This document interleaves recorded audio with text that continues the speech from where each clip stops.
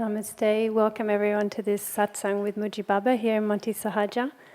And a big welcome to all of you joining us also via live broadcasting.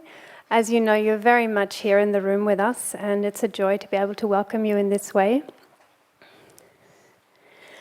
For those joining on broadcast, we want to let you know that we're translating live into several languages today.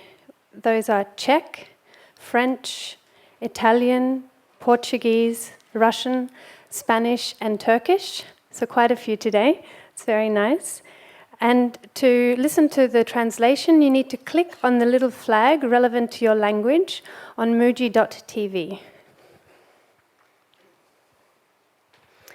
And for those of you in the room here, I wanted to get a little bit of a sense of, is there anyone here today for whom it's their first ever satsang? Maybe you've just come with a friend, or first ever satsang, never watched any satsang with Mooji Baba before.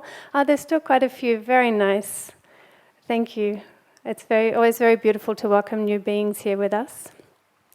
And also for those who have been to satsang before, are you all familiar with Mooji Baba's guidance, the invitation? Or is there anyone who's not familiar with it? Okay, no, that's good. Very nice. It's just nice for us to get a sense of where we are and who's new. It's very beautiful. So if you're very new to satsang, or you haven't been for a while, we encourage you just to marinate in the energy field of satsang here. If some questions are coming up and you don't really understand what is being talked about, that's totally fine. The questions often get answered in the course of the satsang. So just kind of let yourself settle in a bit to the space here before coming forward to ask something. So as we all know, satsang is very much an auspicious opportunity to bring forward our burning satsang questions. And really, this being the last Sunday satsang scheduled for this year, we really encourage you to find those questions, really the ones that you feel will set you free completely, freedom questions. So of course we all have a lot of love and gratitude for Mooji Baba, but really ask those questions that you know, if this is answered, that's it. It's done. And you're also asking for all of those joining via broadcast. So thank you for that. It can happen sometimes in satsang that some restlessness or agitation comes up. It's perfectly normal, perfectly fine if that happens. If you're with someone for whom that's happening, just accompany them outside. Just ask you to do this so that we can keep the space nice and quiet in here. And we also would like to ask you to please remain in the hall until after Mooji Baba has left.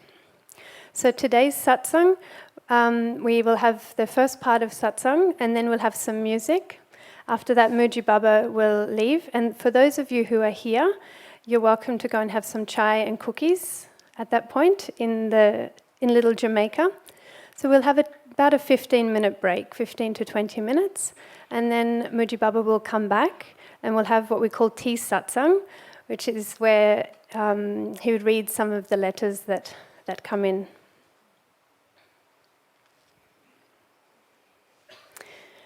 As I mentioned, it's the last Sunday satsang of the year, so that means the schedule is totally free going forward, but that doesn't mean everything stops. Continue to, follow the pointings to really marinate and digest the seeing that has been shared throughout the year. If anything, as soon as anything comes onto the schedule, we'll do a little mail out and put it on the schedule page on Mooji.org, so you can check back there from time to time. I can tell you about one thing that's coming up. This is especially for those joining on broadcast. Also, that Mooji Baba has been working on a new book called An Invitation to Freedom. It's a very beautiful little pocket book to carry with you everywhere, which takes you through this beautiful guidance that he's been sharing. And that will be available in around 2 weeks or so in our online shop on Mooji.org. It's also available as an audiobook, and it's beautiful, beautiful. A little word about donations. We wanted to take this moment to really thank you wholeheartedly for your donations. They really support the sharing of satsang in such a beautiful, big way, and it's really very humbling that there are so many beings who feel moved to donate. If you do feel to donate, you're able to do so on Mooji TV and also Mooji.org. Again, big thanks for that.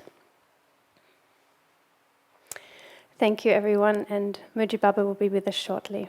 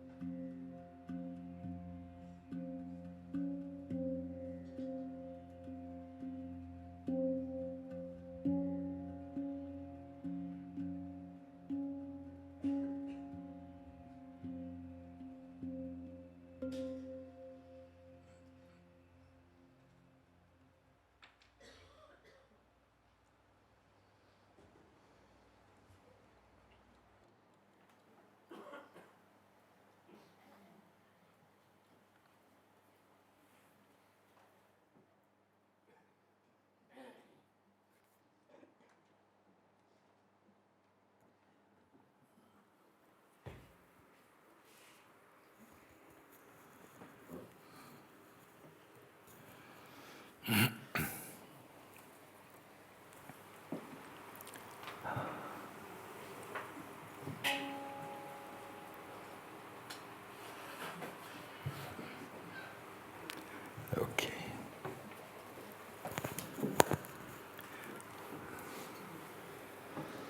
Oh, namaste. Welcome everyone to Satsang today. And welcome, of course, those who are joining via broadcasting, that you can share Satsang in the same time with us here in Portugal. So, big welcome for you. And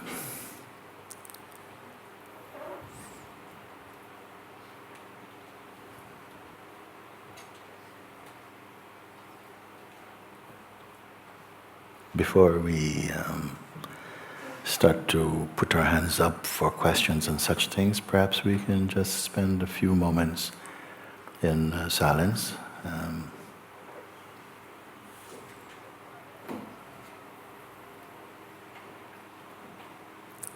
And not just a kind of blank silence, but very much the silence which is the fragrance of presence itself. By presence, I simply mean when we are not engaged so much about our person, you're simply here and you're just resting in the presence that is conscious of itself right now. Just a few moments and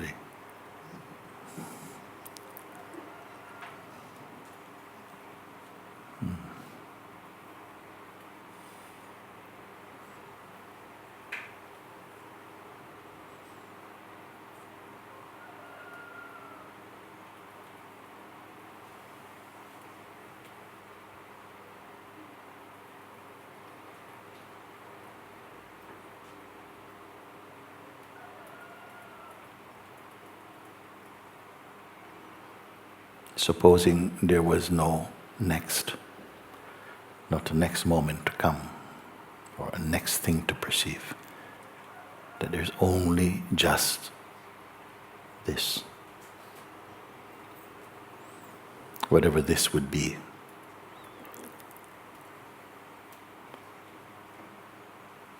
So that there's no waiting, no anticipation of what's to come, because that is one of the mind's key functions.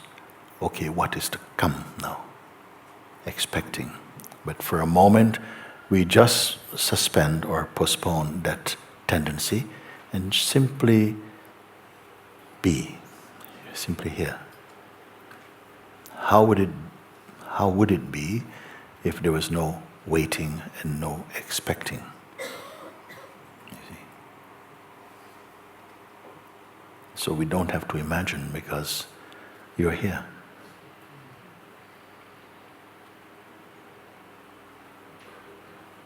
And there's something in this that largely we overlook. That it is possible to function and to move in life without the mind always being in gear. First gear, second gear, third gear, moving. There's something very important, very beautiful, very profound when you allow your attention to simply acknowledge this natural silence in ourselves. Don't let the mind tell you, oh, you're wasting time. It's the best use of time. It's so good that if you simply stay here without trying to get to the next moment, time may altogether vanish. Meaning, the obsession with time and activities and the sense of doing.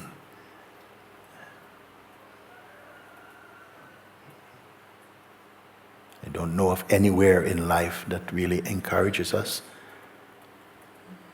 to put a little bit of attention in this space of being. Almost every place we go to, every institution, every place, the mind is activated into doing and identity. So for this reason, I ask just for a few moments, just to simply put your attention nicely, without force, just on the sense of being, without judgment.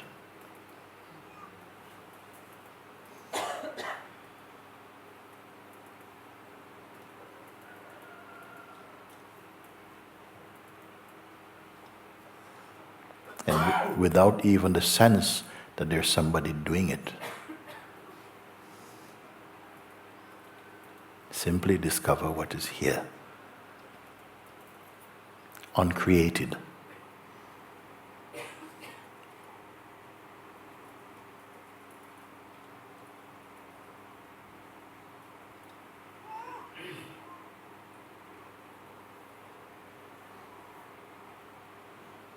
Okay. Now let's see what questions will come. Okay, you can put. You come. Yeah, yes, you.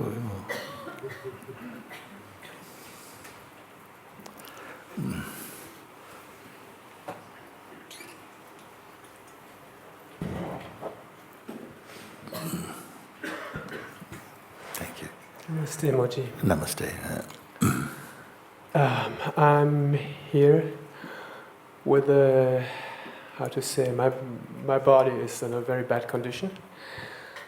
I was talking to you in Rishikesh about cancer in this body, and that this brought me also to Rishikesh, Yes.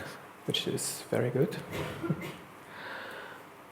And I had a few encounters in Rishikesh as well with you. And at one, you, by my request, put your hand on my head where the whole cancer started. And you said one thing in Satsang to me that's still very much in my heart when I remember that. This is, I chose you long ago, you said that. After Rishikesh, this cancer came back with more force. I had more operations. And I had radiotherapy and other treatments. And although under this radiotherapy and the other treatments, the cancer, and also after this operation, the cancer is still growing. It must be very strong. So, yes, I'm here with this. And by the way, I'm here with this urge to really use this time well, because I don't know how long this body will last. Yes. I really don't know. And there's not such big fear of what is coming yet, still. Although the other things in the body are starting again, like asthma and stuff, and really many things, something with the stomach and side effects of radiotherapy, and I don't know what it is in the end. I can just guess it. And so sometimes I thought I would have been going a lot of this way to really to, how to say, to finish this. I don't know how to, I don't have words for that. But to finish this, or to the realization of this, I had sometimes a little bit this sense. But well, you know, I'm hoping that today will be a very significant day. Yes. For whoever has that urge inside to awaken.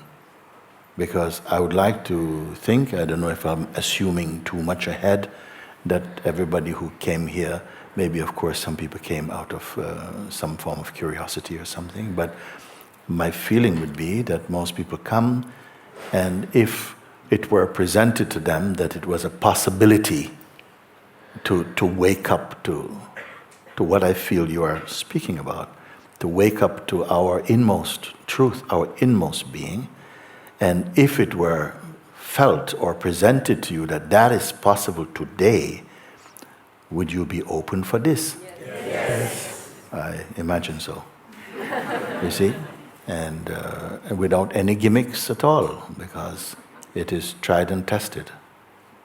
I felt also from Rishikesh this year, it emerged very powerfully, because for some time I have been sharing satsang, speaking with beings from, I'm very, very much privileged to have met beings from all over this planet who have similar urge and concern to wake up to the truth of who we are and why it appears to be so difficult.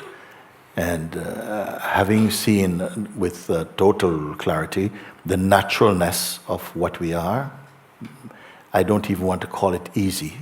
It is beyond easy. It simply is and has always been. Yet it felt very challenging, very difficult to convey to the beings who seem to be feeling separation from it, or that they have a hint, or they've had experiences in the past, but we're unable to really be centered effortlessly into that state, you see, or a stateless state, because it's beyond states actually. And it was troubling for me, because so much through inquiring and people surrendering and prayers and everything, and still it felt there must be some way that it would become more simple in its expression than I have found it up until that point. And I would have to say it is by grace that it has emerged, this present unfolding of grace in terms of guidance, which I feel and I've seen that hundreds and hundreds of people are discovering it more and more. So today, seeing also it is, for the moment, will be the last, open satsangs for some time, that it will be a very important time to present it to you. Many of you already are inside the seeing already, but there are many people who may have heard of it, some maybe not. It doesn't matter. What is beautiful about this guidance is that even if you were an atheist, you don't believe in God, you may still discover something very profound today. And this is why I am so happy. Of course, no one can guarantee that somehow your mind will not rebel and react in such a way, and while I'm speaking and trying to guide you, it's going blah, blah, blah, blah, blah, blah, blah, blah, blah, blah, so that you don't hear, because these things happen also. But if you are open to it, and that urge is within you, the urge that brought you here, then I feel then today we stand a very good chance to at least, I don't want to say taste, because tastes come and go. I would like you to experience that which does not come and go. In fact, it never even came, much less can it go. That which is permanently here. Nothing else that you perceive through the senses or the mind or through imagination is permanently here. Everything else is a cloud passing. What witnesses cloud passing? Is that passing also? Yes, relatively to the passing clouds, that which is watching clouds passing also passes. Something even earlier than that, which itself is not affected by time or change. That is the most profound discovery in the human kingdom, I would say. Discovering which, it will automatically bless every aspect of your expression automatically. That I can sit here in front of you and say this with full conviction in my heart, and I stand with it also. Let's see. So I won't waste any more time just singling off one question here, one question here. So perhaps to be comfortable, I would ask you to sit again, and so we can all look together with this, if it's good. Okay. Thank you so much.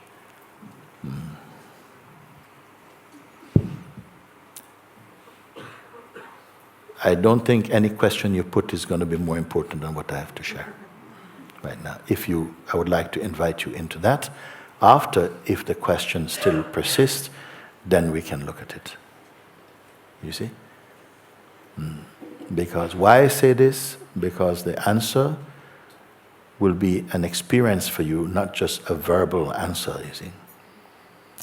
And if you really recognize what I am guiding you to, it will be the master key to all your questions. If your questions are those in search of truth. If your questions is not about the search for truth, I don't think I can help you today. Maybe another day. But in the short time we have, this is going to be the best way of spending it for now. We are good? Yes. Thank you, thank you.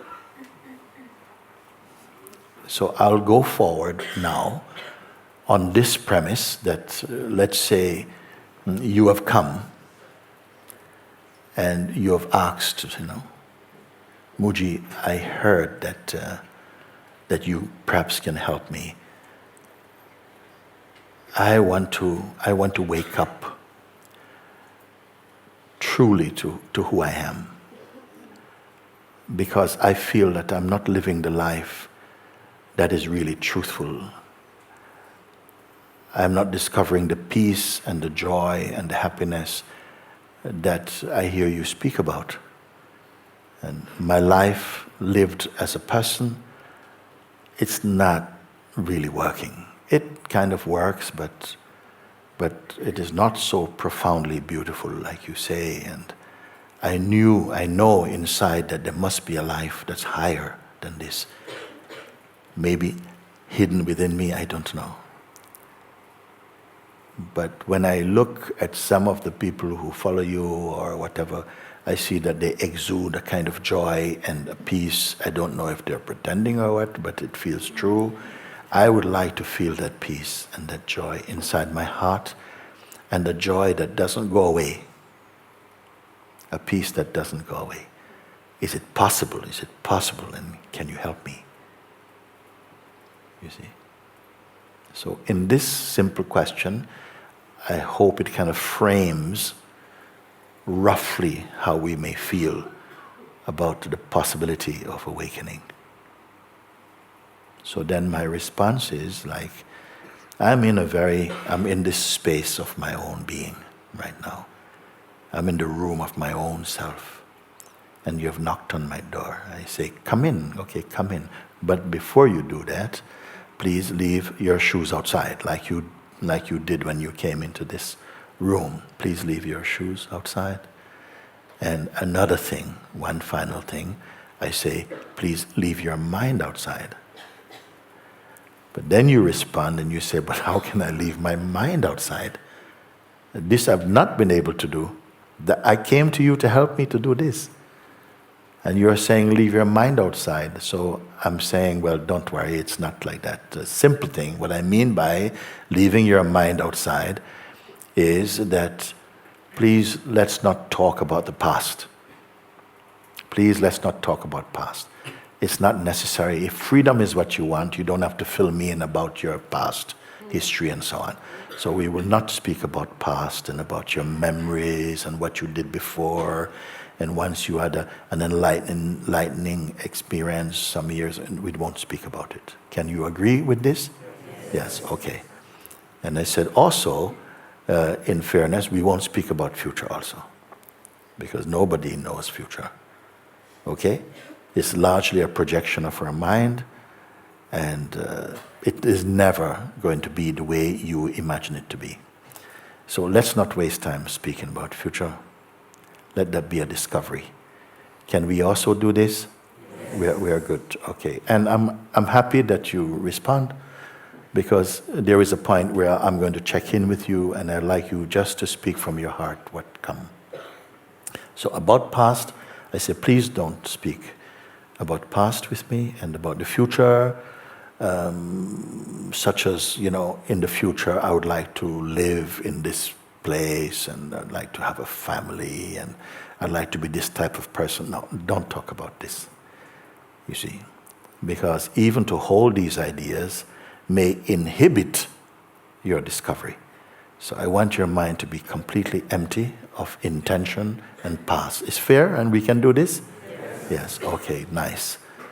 And then I say even the present moment also. Any thoughts that are happening now in the present moment, please don't engage with them. You really don't need.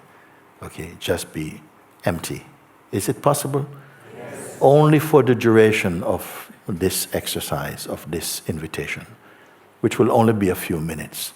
Can you suspend our engagement about our person and the past and who owes you money and what you want to do in the future? Can we leave this alone for a few minutes? This is good. Then also whatever attachments and desires and dreams, anything that your mind is engaged with, can we just leave it for a few moments? Yeah, so that you're here, you're still here, aren't you? If you leave past, future, even present moment thinking, if you leave these, you're still here or not? Yes. You're here, so good. So that's all I want, just you now. And as I mentioned even earlier, no, next, okay, now I've come, I'm empty, okay, now what? So don't even think now what, simply just be here for a few moments. We are going to leave all your stuff outside. And I'm going to guarantee that at the end of this discovering, you may go and pick your things back up. So all the stuff about the past and the future and the desires and opinions, if you want them back, I guarantee they will be right where you left them. Nobody's going to steal them. Okay? So, just this, you are here now. So I say, come in. You're nicely empty, and just you're here now. No imagination needed. No visualization needed. So don't worry, you cannot fail at anything. You're not being asked to perform anything. Simply you're here like this. Not going forward, not going backward. Not thinking or engaged with thinking. You're simply here. Not waiting. I simply want to bring your attention just to this space of being, this environment of being that you are now. You are empty of time and past and change and thoughts about future. Don't worry, it is quite safe. We are not going into any states of hypnosis or asking you to be anything at all. You are simply here. Simply pay attention just to this presence, this environment, this sense. I call it the is-ness. I don't want to give it any religious names for a moment. Just this field of is-ness. You are aware? Yes. So I had to ask you to follow my guidance, and so that you could come here, you could be in this place. So now, this that is here, this environment, this feeling, this state, this field of being, it's just beingness. Is it personal? No, not personal. Is it a thing? Is it an object? No. Okay. You don't have to concentrate. You just relax. You're simply here. The naturalness, you see? Okay. Does it have any shape or size or color? So could it be, say, photographed or captured in some way? No.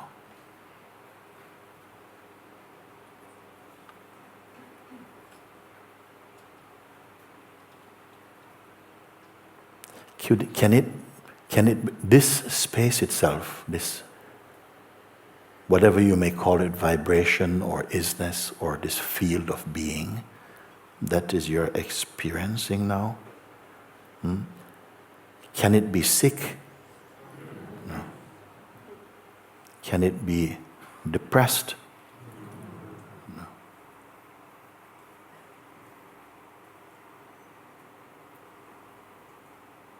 Can it be for or against anyone or anything? No.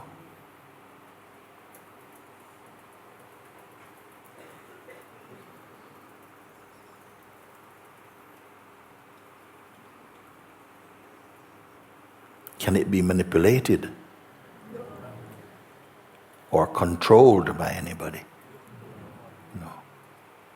For instance, can it belong to any person or any group of people and not to others? No, nothing like that.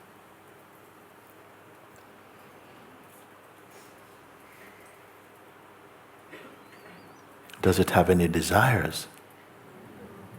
No. I want you to be really present here because I am not going to repeat it. No.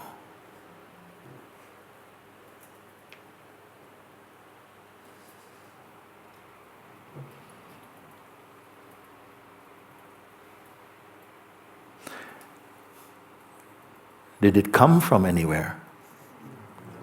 Can I hear a response? Did it come from someplace? Can it, say, fade or go away? No. Because where could it go to anyway?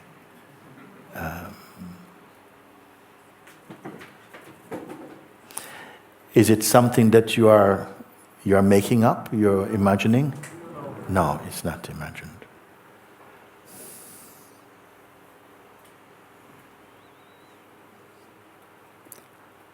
Does it have any age? Like how old is it? Does it have any age? No. Can it be affected like by the... Does it have a kind of astrological preference or sign or something? No, no. And is it masculine or feminine? Not that, not that. Okay.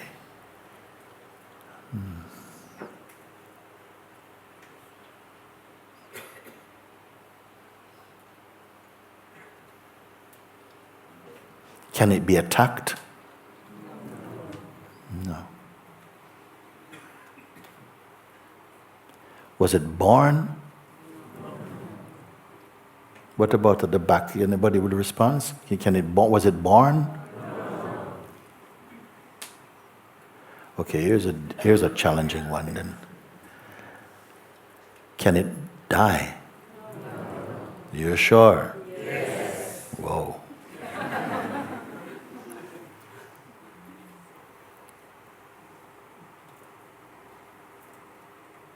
Okay, what about this? How close is it to you? Like, how many, is it centimeters or meters or kilometers or miles? How close are you to it? No distance.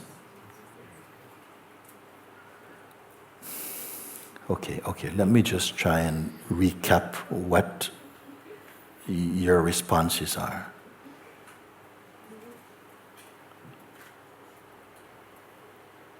It is not an object, you say. It has no color or shape. It cannot be captured or photographed, for instance. No, it cannot be doing that.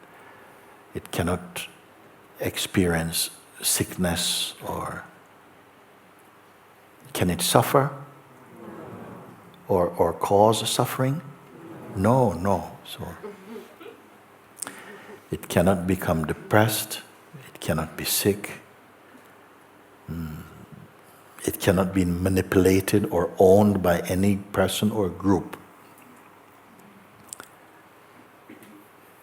It did not come from anywhere. It cannot go away. It cannot fade.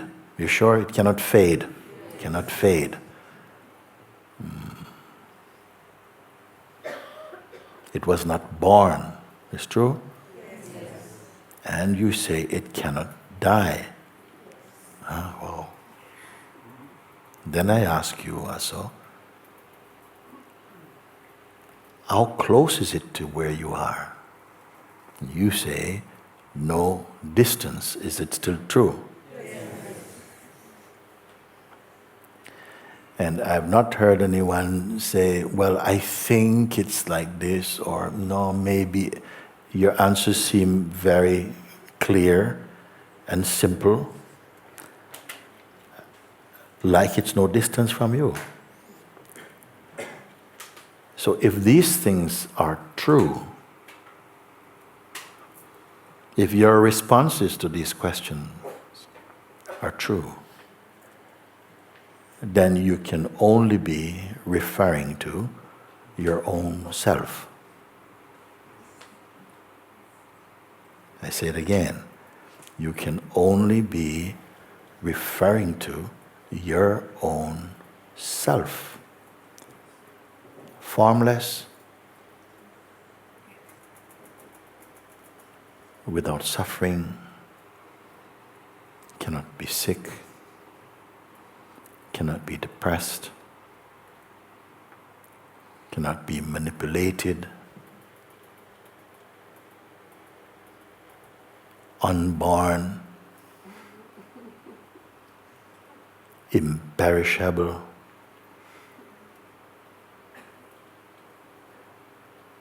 no distance. Is it true?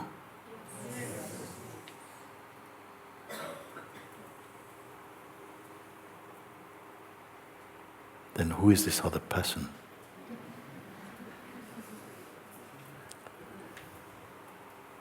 Who has all these problems and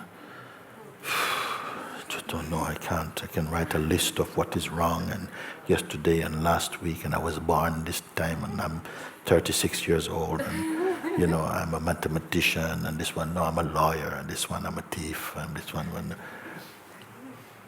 who is that? And is there anything that is consistent in that sense of personhood? Is it not always something changing, outgrowing one kind of identity, assuming another identity, like a continuously changing self-portrait or something like that? And also at the same time feels completely natural also.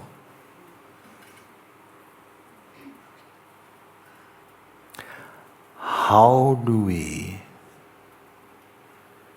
relate? In what way is this is-ness that we all seem to have a common experience of that, but you say it is not separate from you? How does it relate to the life of the person, you see? Because it has been asked, but it's wonderful to see this, and I asked you, did you imagine it? Did you make it up? You said, no, I didn't make it up. I didn't make it up. How can I get that to integrate, or how can I balance the is-ness with the was-ness? No, with my person? And I say, don't bother about it. Keep trying to be with that feeling of is-ness, that sense. Is it a feeling even? Is the is-ness a feeling? No, it is. Is it even intimate? Because intimate means the closest. Is it close when you say it's no distance?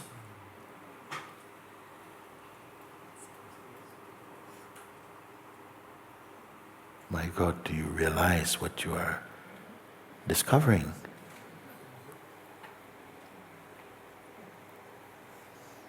Is it still true?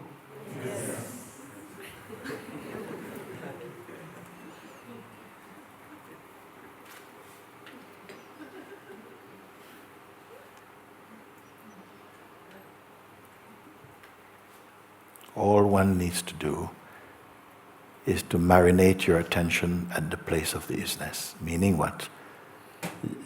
Just be with it. Don't try to figure it out with your head. That's how we got in trouble in the first place. Just feel what it's like to just be. What does the is-ness do? So does it mean that, okay, the is-ness doesn't do anything, so I am not going to do anything? No, it is not like that. Don't figure it out. Let the natural yearnings and the movements continue your life as much as it needs to unfold, but pay attention to this is-ness and see what is going to happen.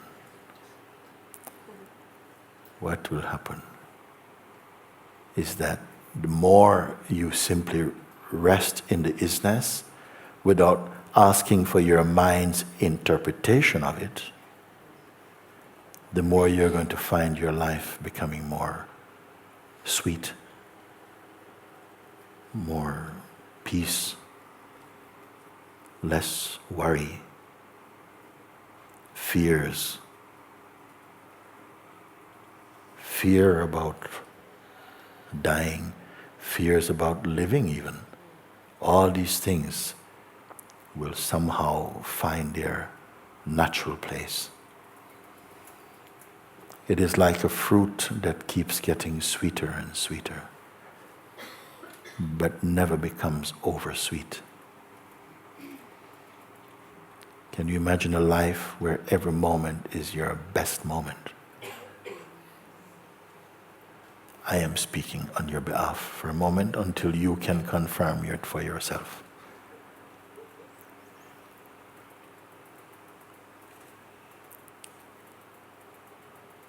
What does it mean? This is-ness, what is it?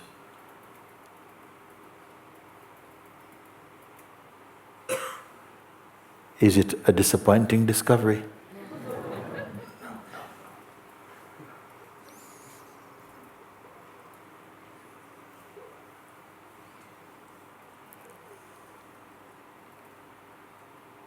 Have you unexpectedly become a member of some organization? No.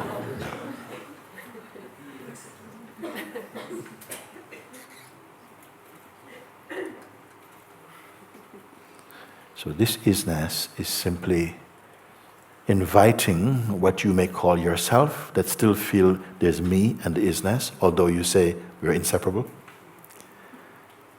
So these seeming inconsistencies, something will take care of them as the is-ness continue to pervade the sense of the person. The person is a very fragmented state of consciousness. It is a state of consciousness, but it is very limited state because the consciousness identifies with the body, which is the instrument that it needs in order to enjoy experiencing, or enjoy or suffer, or you may say to taste experiencing. It needed body, but identification arises where it feels I am the body, and once that is believed, other conditionings can come in, such as I'm a man, I'm a woman, and all of these things, and then environmental conditioning, programming enters into the play, and it becomes very, very complex. Person is quite a complex expression of consciousness, rarely stable. But yet its root is pure consciousness. Its root is the is-ness. Inseparably, the is-ness. But once the person idea is formed from consciousness, it seems to forget its original state. Now you're aware of it. Does it have any value?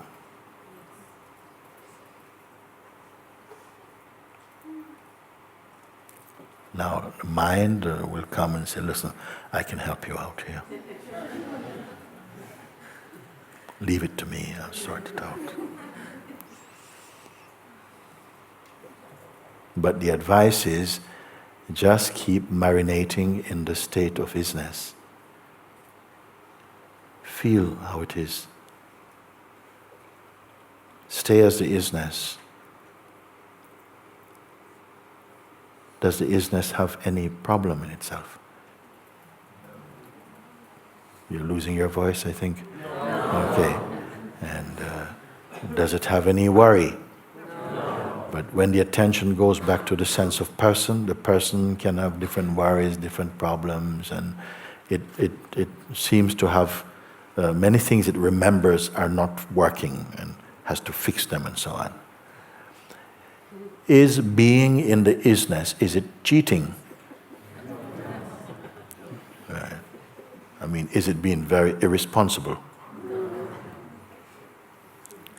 Because somewhere from the psychological mind, it's going to keep telling you, you're escaping from your responsibility. Which is what? Which is to be worried, to be anxious, to constantly identify with someone who is unworthy or overworthy or whatever way the ego plays.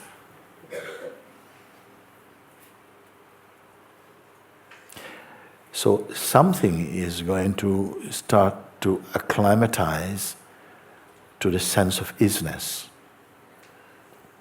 We don't need to say, okay, there's nothing I have to do, nothing. Leave everything to be natural. Leave it to the is-ness. Let is-ness be your business. Okay? You're just going to pay attention, and not just blindly. It has to be somehow featuring more in how we experience our existence, experience the life. It must have an impact. Resting in and as the is-ness itself, have you felt more peaceful and content and open than you do now? Yes, yes. When will it stop?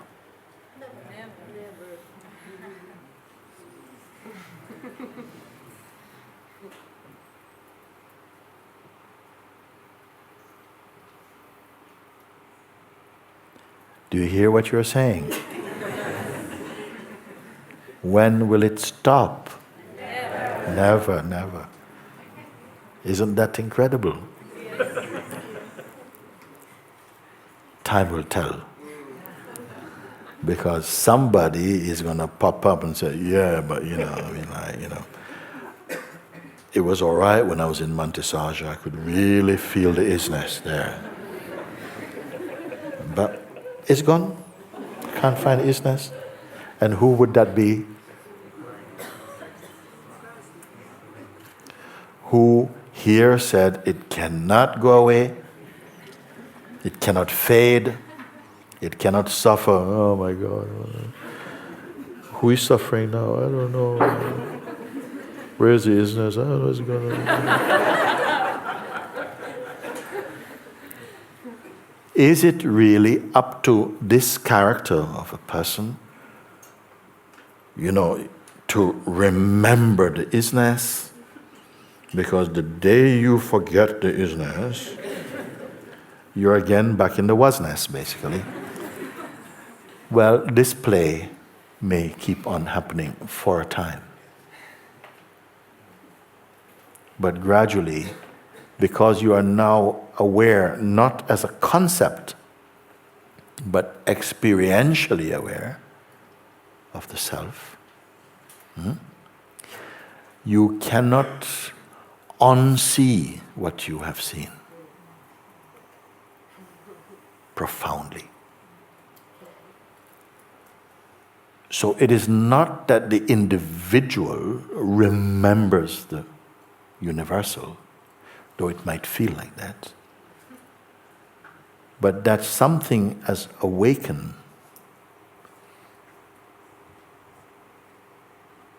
Your natural remembrance, let's say, because I would say even the is-ness cannot be remembered or forgotten. But then you say, yes, but I remembered it. I forget. Who is I?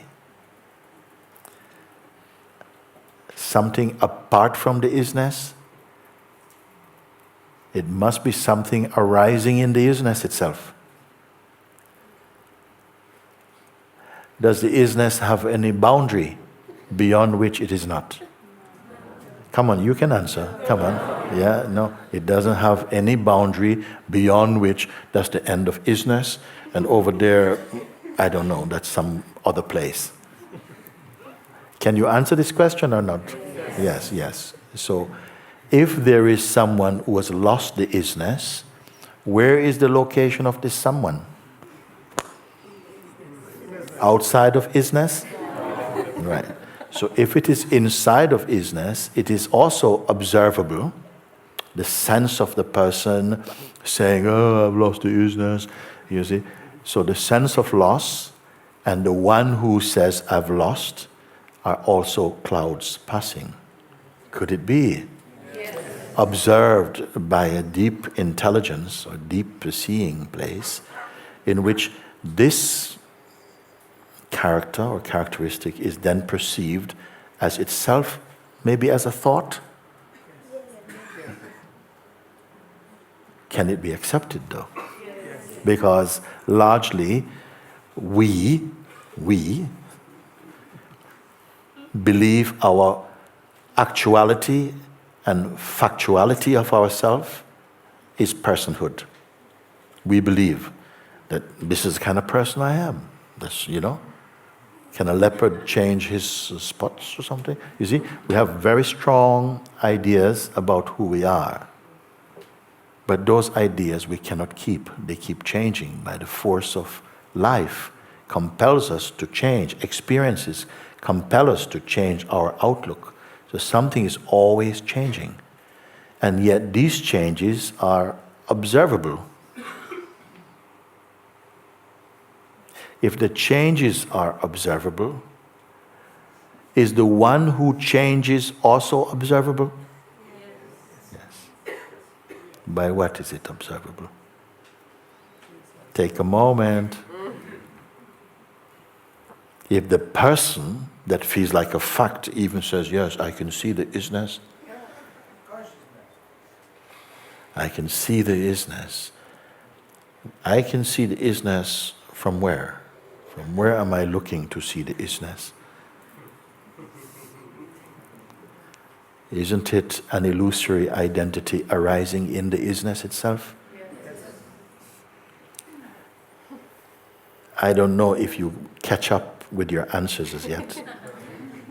But gradually, the way for this is as you just keep your attention just on the sense of is-ness. Is it a thing? No.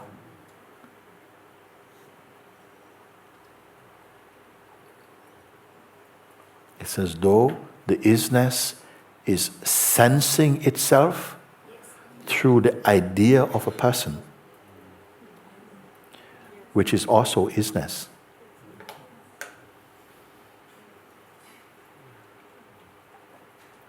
In India, you may have heard Jiva is also Shiva.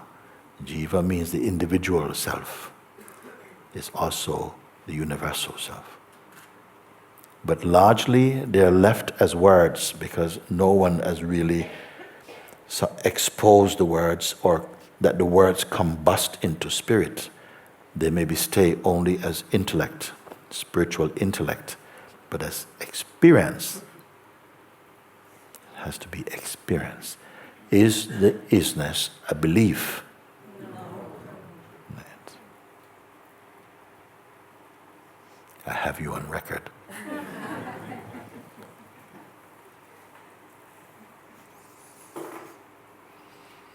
Touch him, he needs to wake up. I don't want him to miss. You see this one, touch him there. Yeah. Hello?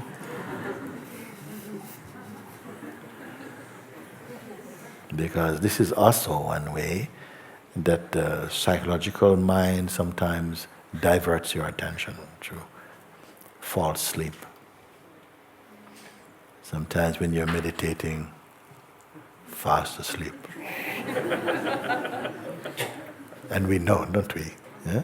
Yes, so even everything, every concern, every activity in the human kingdom is being expressed inside the vastness of the is-ness. Can anything exist outside of the is-ness? No. Does the is-ness have inside and outside? Very good.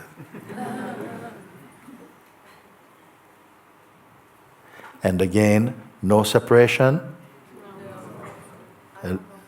Don't know. Someone don't know. I don't know if there's separation. Okay. Someone said, I don't know if there's separation. You can perceive it. Yes. She says, because I can perceive it, so I don't know. This is interesting point. I can perceive it. You can perceive it outside of it? No. No. I feel a minute I'm outside of it, but yet I perceive it. Yes. Say again what so everybody can hear. I feel as inside. You said, were you one of the people who say it is beyond the feeling? No, I didn't answer. You didn't answer. Okay. Now answer then. So I feel it. It's inside. It's outside. It's limitless. Yeah. Yet Which means if it is inside, outside, and limitless, and you can perceive it, are you limited? And I'm asking you, no? Yes, of course. And Yeah. this is where I feel. Yeah. In between the frontiers, you know. And why do you have this feeling? We'll tell you this, because you still have the imprint of personhood inside your answer. I know, You and see? I cannot get Yeah. myself out of it. That's why I'm frustrated. And who is speaking now? Both. Both. I want to say both. Read. Both, yes. There are two voices. Yeah. One over the other one. Yes. Who sees them?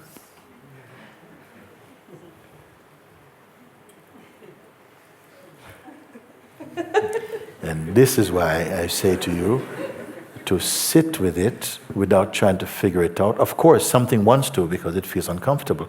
Did I just say it is infinite? How do I know that?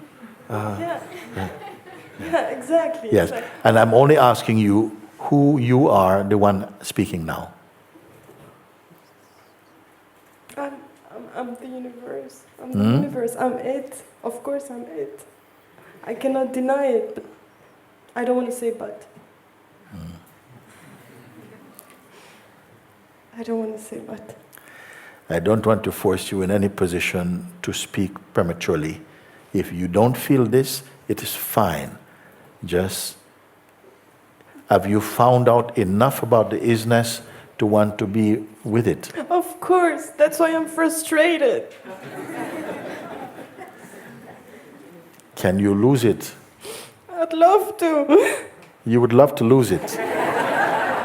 No, not the is-ness, the person. Huh? Not the is-ness, the person. When you The say person. would you love to lose it, are you Yeah. talking about? Oh, the person. You're speaking, would you like to lose the person? Yeah, because there's a Yes, battle right now. because now once you discover the is-ness, which the person mode of consciousness has been in a resistance to discover is-ness root, and now you discover the is-ness, the person is going to feel like a little thing. And the person now You are saying, whoever you are at the moment, saying, yeah, but I want to lose it now. I've had enough of the person now. I want to lose him. Is the is-ness saying, I need to lose the person?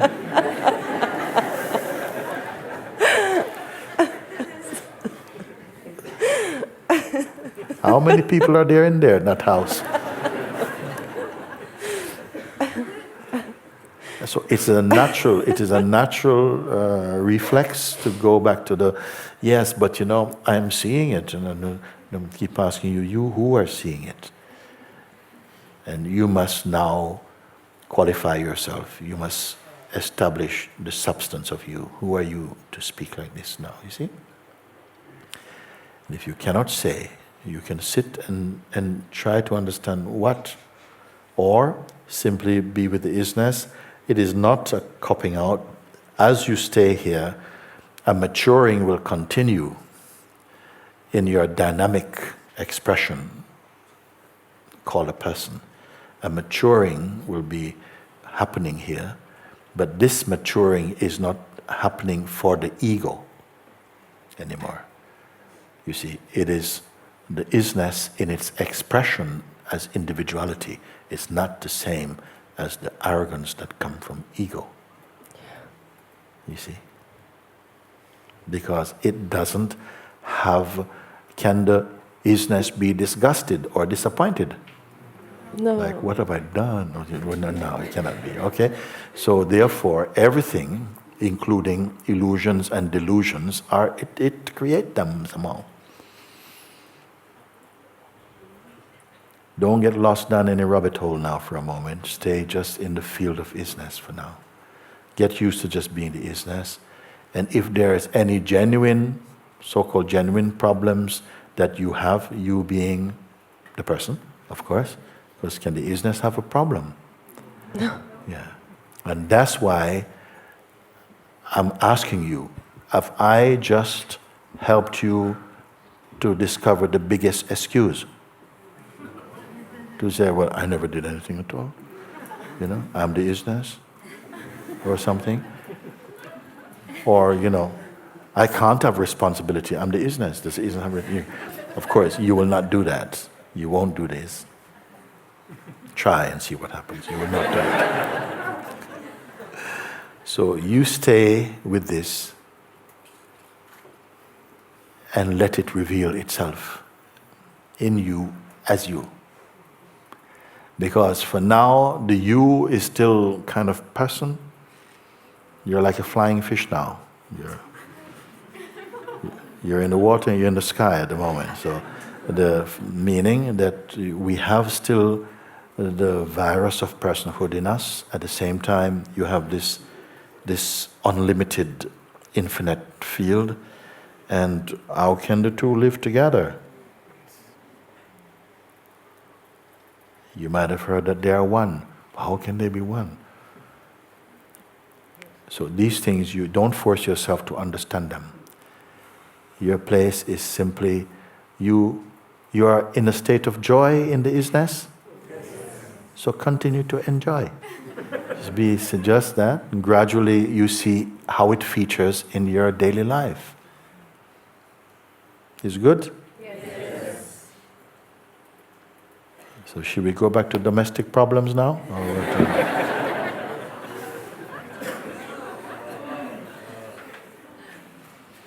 You look like you need to say something, so you better come and tell me what you have to say.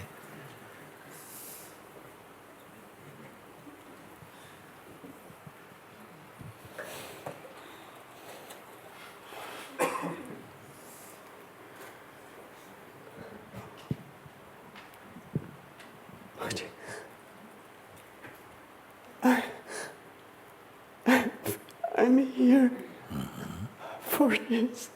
Yes.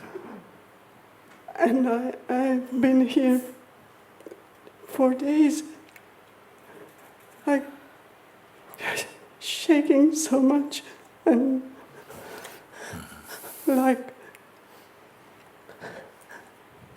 I don't know how to explain, but so many ways of joy and praise. I just feel that life is in me. And of course it's not the first time. But my body, I feel I need your guidance. Because it's always shaking. Is the shaking a problem? No. No. Okay. But I mean, socially, it might feel like a problem. But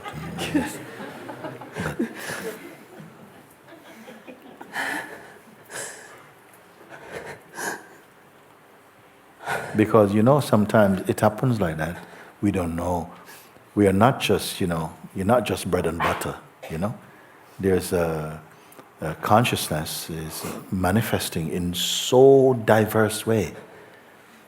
And in some forms, it behaves like this, another one like that, one like this, one like that. So varied, for its own joy, and this diversity is beautiful. You see? So, we vary in expression, but we are one in essence.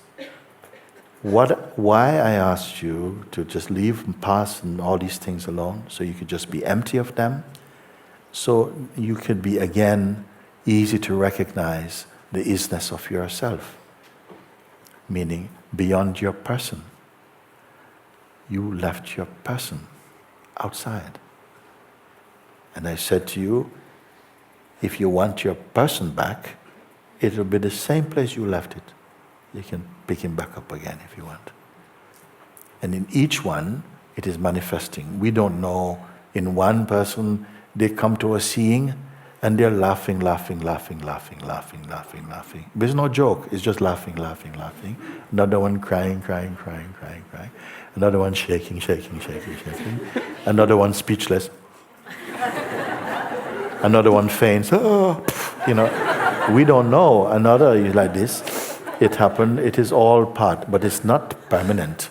The response to the seeing is not permanent. So like this, we're accustomed to seeing this, you see. Someone, the body is moving, it's like some energies are coming up, some old trapped energies are, some things that were hidden inside, now they can't hide anymore. It's like hiding behind a sheet of glass.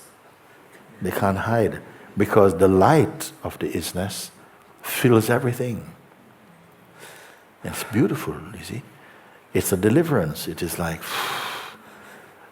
it's burping up all kinds of stuff is coming out. You don't have to figure it out. You don't need a lawyer. You don't need anything. It's just like by itself, it's coming out like this, all this. And you know what? It's just fine.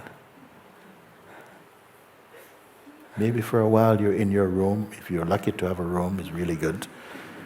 And just, but something inside knows it is just fine. I just don't want to be seen like this, but inside all is fine. I remember also one time we were in Ukraine or something. We were in a space having satsang like a big theater or something. And while we were speaking together, people were, one other one, another one, another one, another one. And we were asking, okay, bring them, because it was too far. So we're bringing these people on the stage, like this. And one by one, I'm asking, what's happening with you? Freedom. Another one shaking. What is happening with you? Happy. So it may not look outside, people going, oh my God. I want to be free, but not like that. I don't want to be seen like that. Could I be taken off film, please? And all this kind of stuff. So it is just that. It is not anything dangerous at all. If anything is dangerous, it's ego. Your freedom is not dangerous. To whom will it be dangerous? It may be dangerous for the ego. if you can say. Even dangerous, I don't want to say. The egoic idea and identity, it will just naturally be fading in its influence now, as you are discovering your true nature more and more. More and more.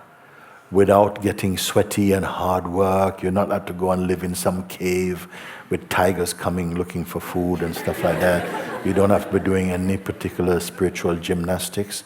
Just sitting, listening, following inside, feeling the resonance of what is being pointed, and yourself confirming it is so for yourself.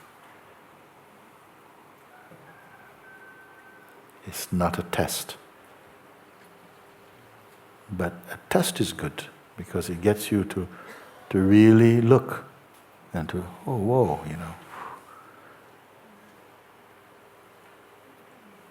That which millions of beings are searching for, you are discovering today. Then you can begin to understand my joy. That just in following, did you imagine all of this? Did you make it up? No. Did I throw some magic powder in your face or something? Did I hypnotize you? No. So from your own place of seeing, you're confirming. But can the is-ness grow?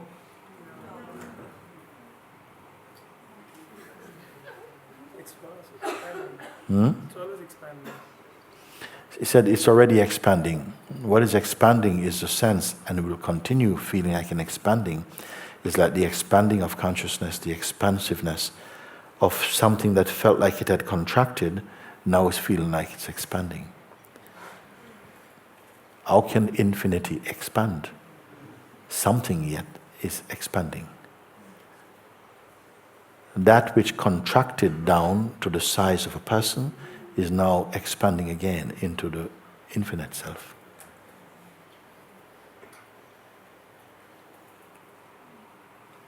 You all don't look so happy about it though.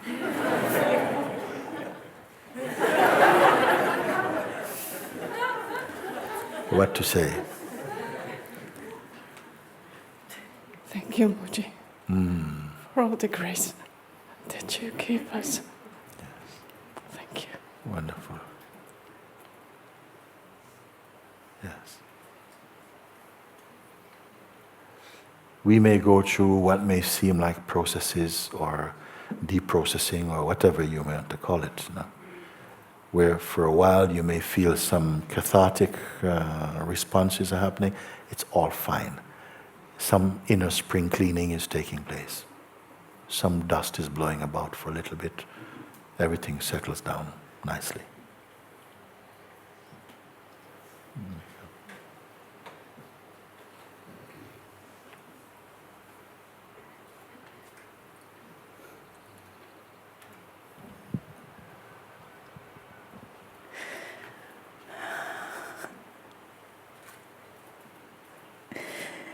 I would like to thank you with all my heart. I'm so grateful. It's so spacious time with you.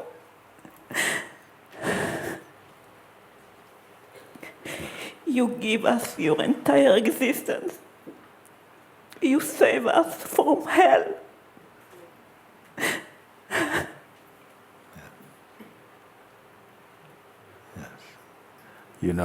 All this I can tell you is from the love of God.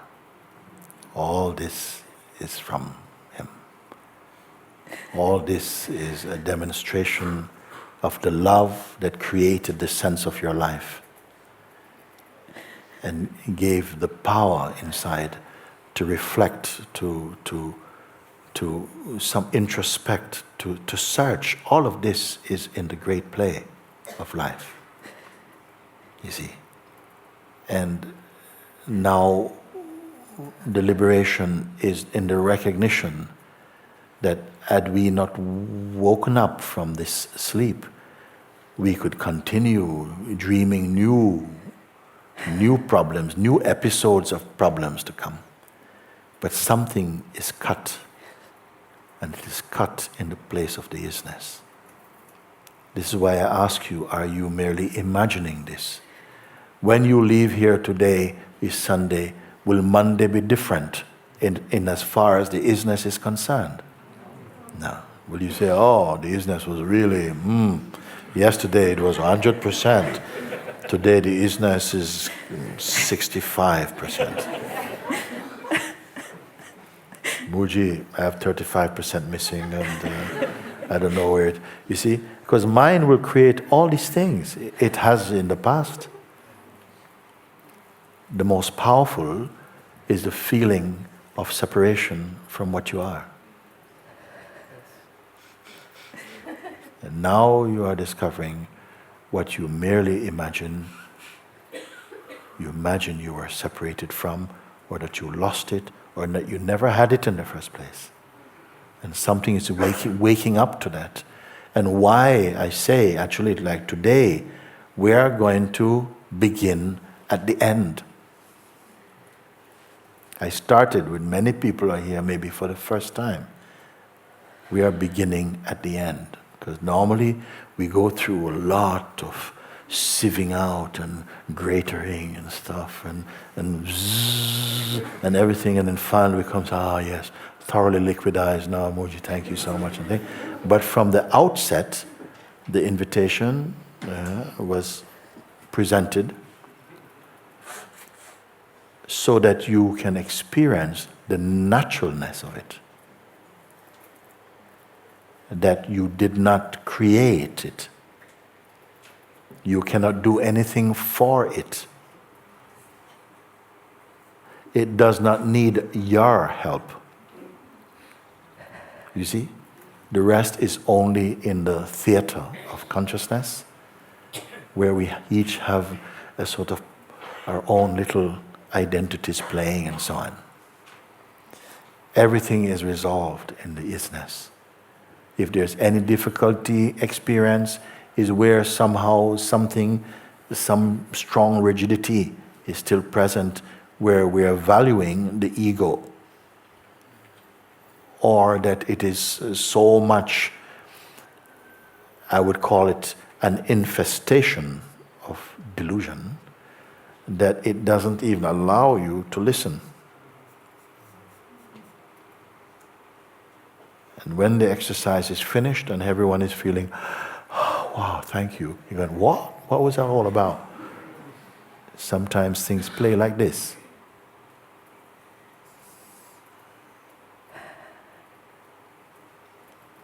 Sometimes it plays as disbelief. Well, I don't believe that.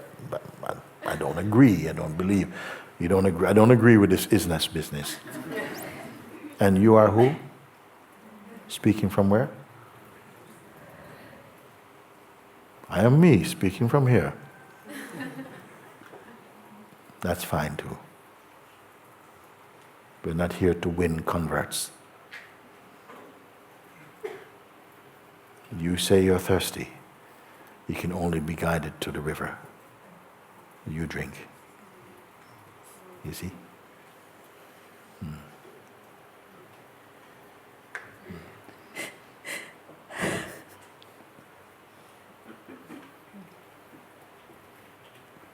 And isn't it wonderful to see a human being coming into the recognition of their timelessness?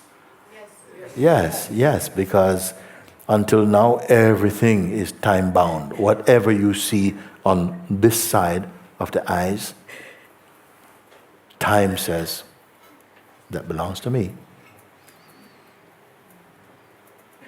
Whatever you see through the five senses and the powers of imagination and the mind, time says, all this belongs to me. I eat all of that. I eat all of that. And even what's on behind the eyes, in the realm of thoughts and feelings and sentiment and memory, time says, that belongs to me too. And even you who think, I can do what I like and I don't believe, I believe, time says, I eat you too.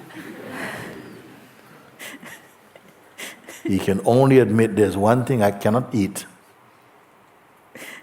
And that is awareness. I can't eat him at all. He eats me. He turns time into timelessness. How old is the is-ness? Did somebody say it's no distance? How old is that somebody? The person is time. But inside the heart of the person is the timeless. And the person is the seeking instrument, the role that consciousness is going to play in this game of hide and seek.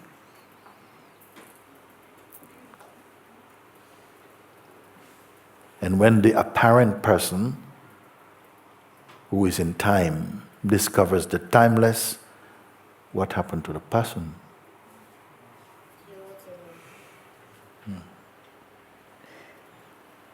It doesn't exist in the first time. It's nothing. It's like in air, it's nothing. It's nothing. You see, you have to go through all of this to see he is nothing. But when he believes in himself and you call him nothing, who you're calling nothing, huh? You see? But only you now, you can say he's nothing there, he's nothing here. You have earned the right to see him as nothing. Some words come inside my heart. Some what come? Some words. Some words come, yeah. And I wrote it down. Can I give it to you? Okay, yes.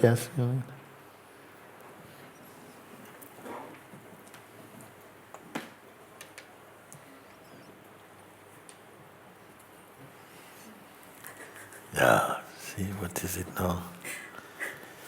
It's very hot in here, isn't it?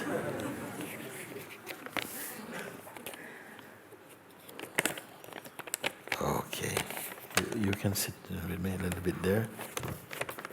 I am not spaceness or stillness or emptiness. I am not joy, harmony or peace. I am not love. Not what is one? I'm not what? Bliss. You're not bliss. Or I'm not bliss or grace. I am just here watching my own beauty. I have no desire to create anything or give birth to anything. I don't know anything about appearances or phenomena. I don't try to be or not to be. I have no intention to create, provide, or hide. I have no aspirations, no hopes, no future, even no life. I don't ask for anything. I am not lacking anything. I am not receiving, not giving. I am no thing. Therefore, I am beyond time, birth, life, and death are only appearances in me. Nothing belongs to me. Nothing is me. I am everything, and everything is me.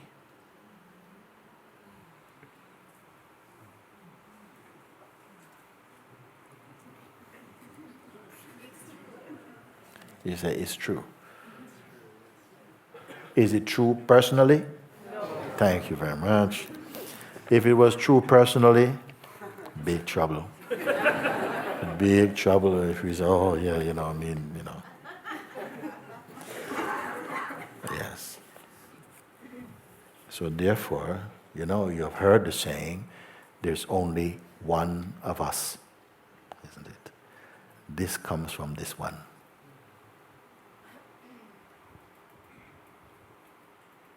This can only come from this one, or from this oneness. When the sages, they spoke, they were not teachings, they were just the spontaneous utterances that come up out of their joy, their bliss. Something comes, blah, blah, blah, blah, blah, blah, blah. became food for the whole world. Because in the mirror that is themselves, everyone could see themselves. Isn't it? That is what the true being is, that in their presence you can see yourself. You don't have the feeling, I'm seeing other. Sometimes you may look at them, you feel there's nobody there. That's a reflection of you also.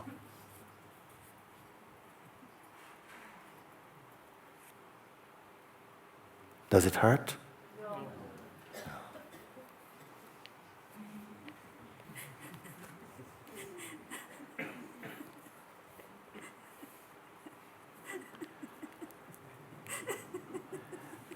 This is why you hear people say, I am walking, but I'm not walking. I'm going, but I'm not going.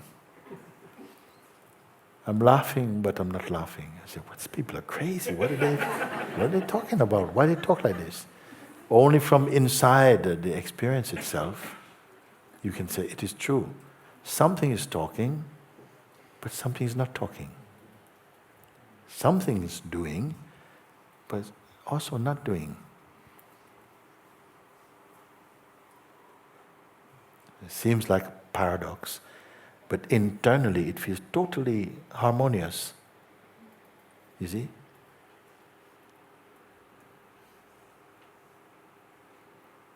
Doing yet not doing. Going yet not going.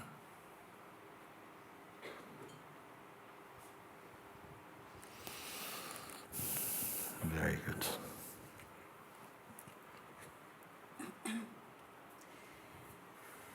I would like to confirm something to see if my thing is true. Okay.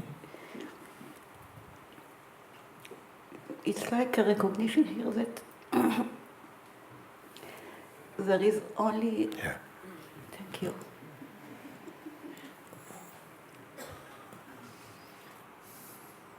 Thank you.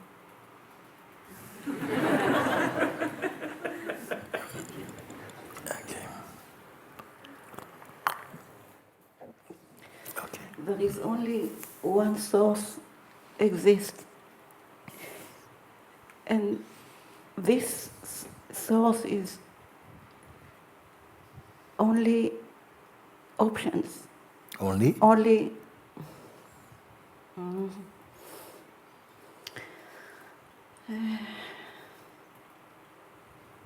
like, I don't know how to say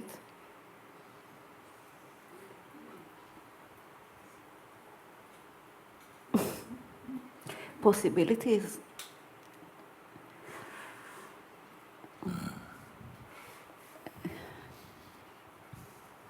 All the possibilities in life, lie in the past and present and future of all times is already here.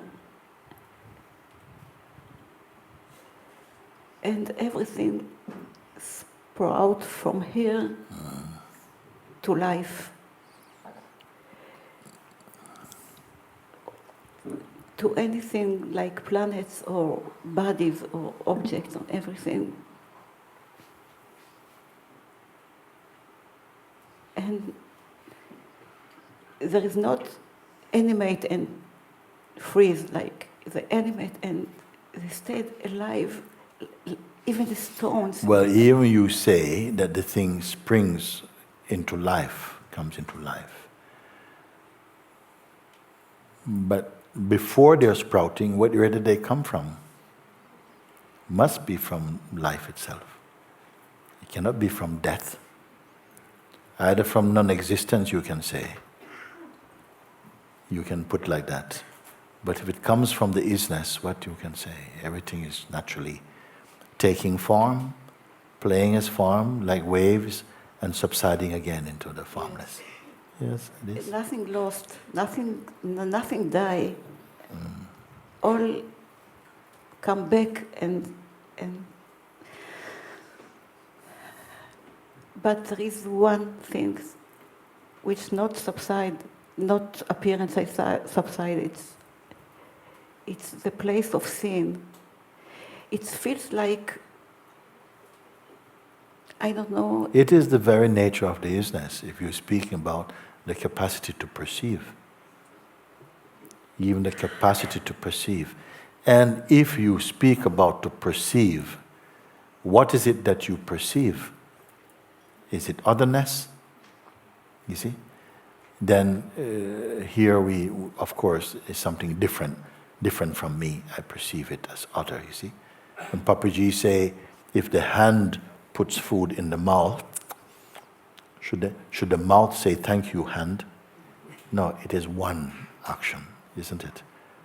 And so gradually that which is functioning inside as being I and other, experientially, the gap closes, Maybe verbally we speak like that, but deeper down in our heart, we know there's not really two. The one is appearing like two, because without two there cannot be experience. Yes. You see? Yes. So. In the sphere, I feel like there is a source, and the space of watching is like the body of the source, or the eyes of the source. Yes. Through it, the creation can be experienced. Otherwise, Yes. nothing. Yes. Nothing exists. Yes. We can put it in a simple way. Supposing now an author writes a book with many different characters in the book. All have different names, have different roles. Okay? Can you imagine that some character in the book says, listen, guys, I want to meet in secret out of the perception of the author. Okay? Come this way. Okay? And this is my idea. I originate this idea. Okay?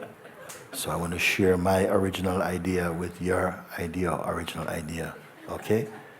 And we are going to appear in another book. Okay? So can any of the beings have that autonomy, actually? You see? So everything that arises from the is-ness, or experiences, or is expressed in the is-ness, is produced by the is-ness, is the is-ness for the is-ness. Maybe that's the more simple way I put that. The people say even one of the characters don't believe there's an author. He is just my idea. Even, you see. So each character, in their diverse expressions and different beliefs and opinions, are only the creativity of the author. Even the one who says, I don't believe in God. I don't believe there's any such thing. My parents created me. Whatever it is that appears in the book of life, it is already written by the author. But this is not any ordinary book. This is a living book. And each character in this book has the same DNA as oneness with the author himself, and can find himself, itself, herself in harmony with that field. Because the Supreme Being is not a thing, it's not an object. It is the one subject permeating all apparent individual and separate objects. We cannot study this with the mind and you come to merely a mental conclusion about it. But if these things are felt that they are needed to be experienced here, they will come in their own time. You don't even have to go hunting for that. There's more important things than this to discover. Discover the is-ness, be one with the is-ness, somehow, just be with it, and it will somehow merge your seeming separateness into that unicity. In some instruments, it will plant the seed of arrogance and so on. It will plant another one, the seed of humility. In another one, the seed of curiosity. In another one, it will plant the seed of miracles. Another one, it will plant the seed of silence. And each one maybe for a time. We can look like that. There are other paradigms of looking. They're also from the is-ness. It is one, known by very many different names, but it's always one. Pure intelligence must perceive this. Pure experience verifies this. No one can insult the is-ness. Can the is-ness be depressed? Oh, one of my creations just insult me. Why they have to speak like that?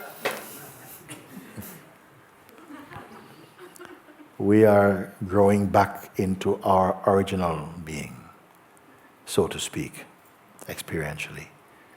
You're growing more back into the likeness of the original self. We still have the virus of personhood in us. But now, due to your own profound seeing, that delusion cannot prevail. It will not throw you into another body if you are resolved in your discovery. That may appear as another choice. That, yes, I'm not so attracted to that, that's not my way is more this or something. This is perfectly fine. Everything is fine, actually. The Supreme Being is not waiting. I called you, you didn't come. Oh, never mind. It is somehow like this.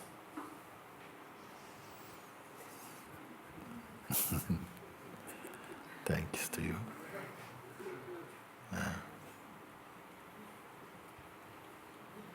And what is beautiful is that even through this screen, wherever you may be, maybe hundreds, maybe thousands of miles or kilometers from this place, because we are speaking inside the is-ness, inside the infinite itself, you are just the same one who it's speaking to inside your heart. It is the same freedom. There's not an overseas freedom and Monte Sahaja freedom. It's the one freedom. It's the one seeing. It's the one grasping. It's the one liberation. It's the one coming homeness.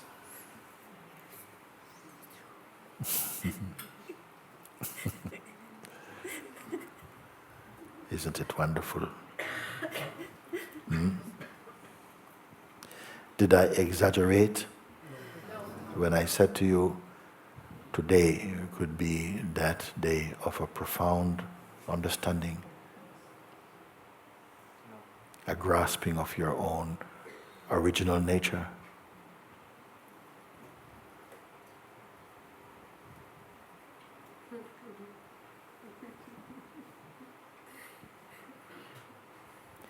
I cannot even say that it is closer than intimacy, because that's still only close. Is the is-ness close?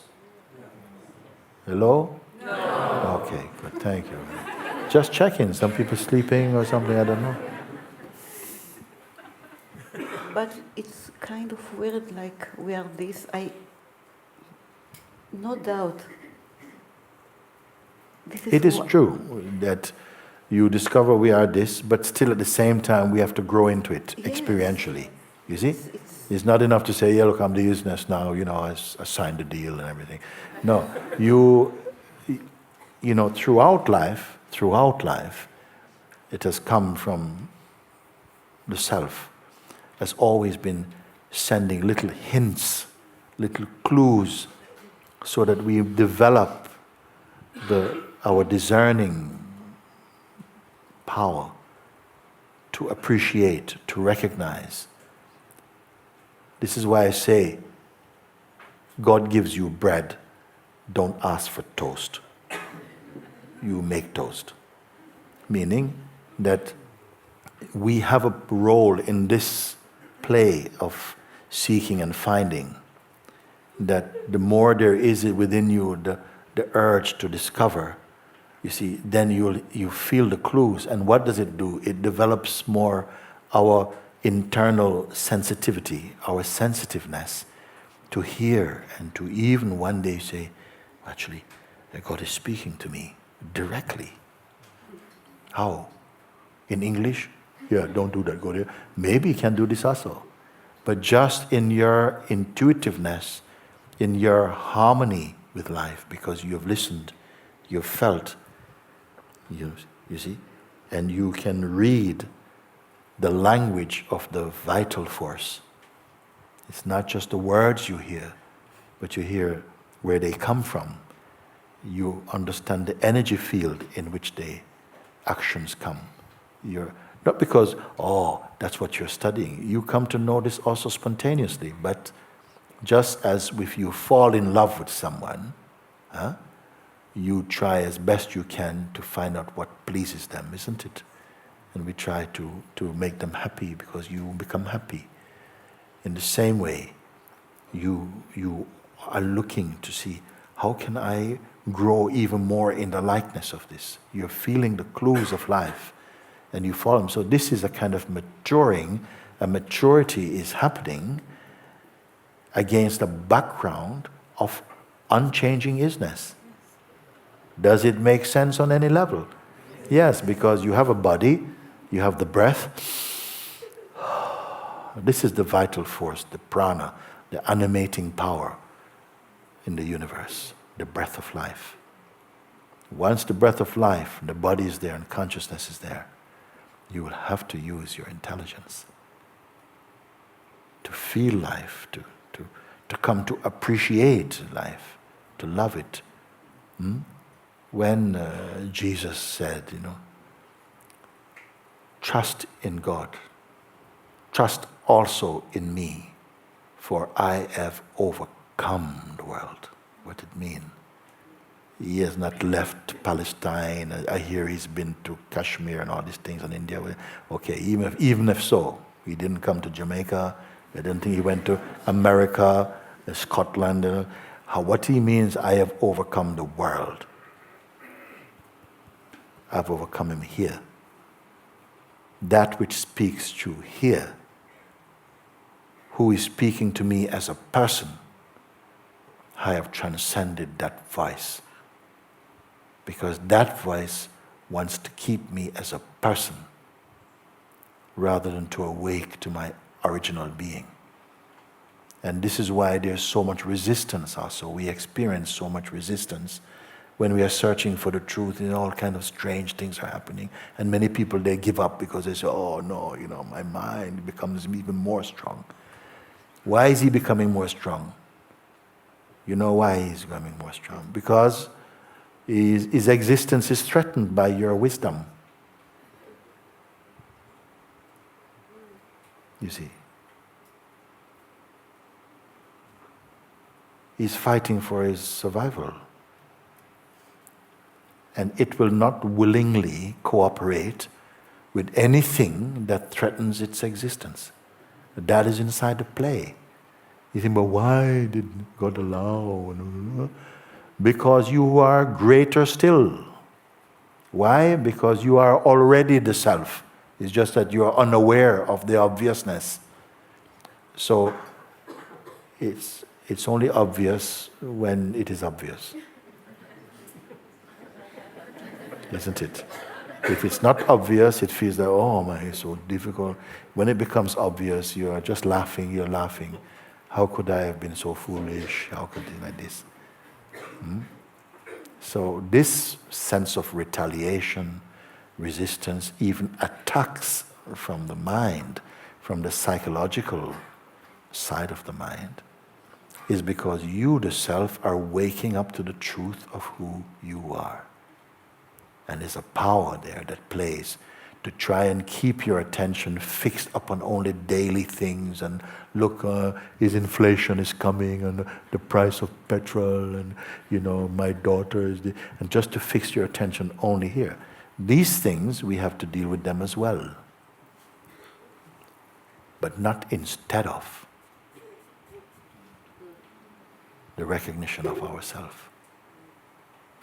And when you recognize what it is that you are the imperishable, then fear will go. Fear will go. You see?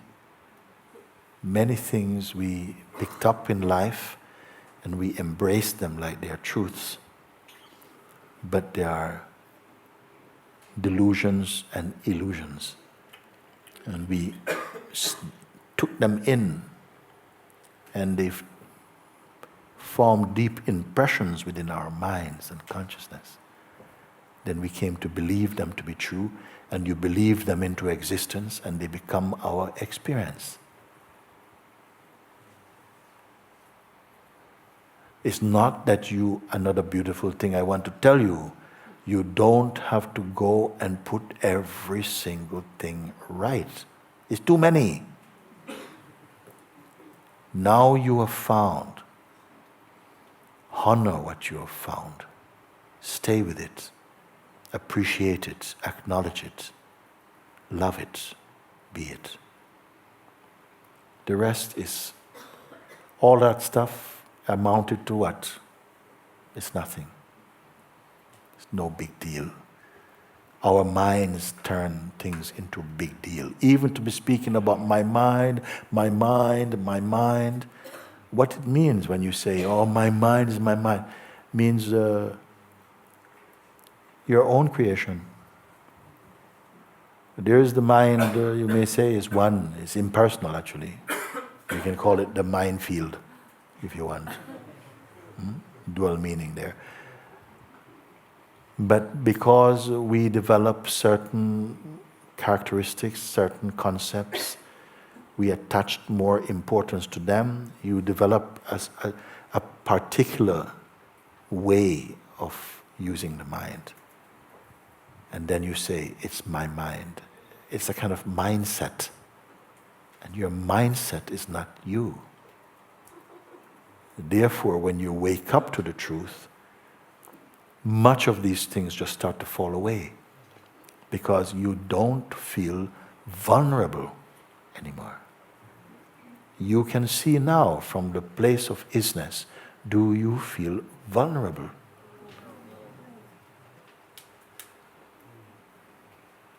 And that is going to grow somehow. That's the expansiveness you speak about. That something is going to expand back into itself.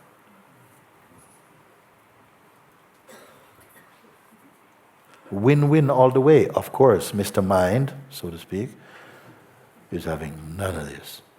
He's going to come back, he's going to bring his friends and aunties and relatives to sabotage your chance of freedom. That's the play.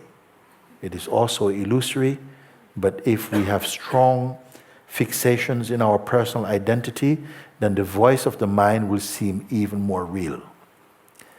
As you recognize the is-ness of your being, that voice will reduce in its influence and its power over you. Do you see this or not, though? Yes.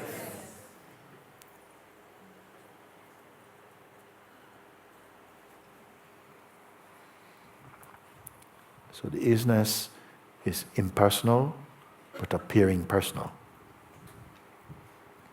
That's why I said to you, actually, we don't know what really a person is. And I said that, like Rumi's words, he say, we feel that we are a drop in the ocean, but in fact, we are the ocean in a drop. How can you understand this thing?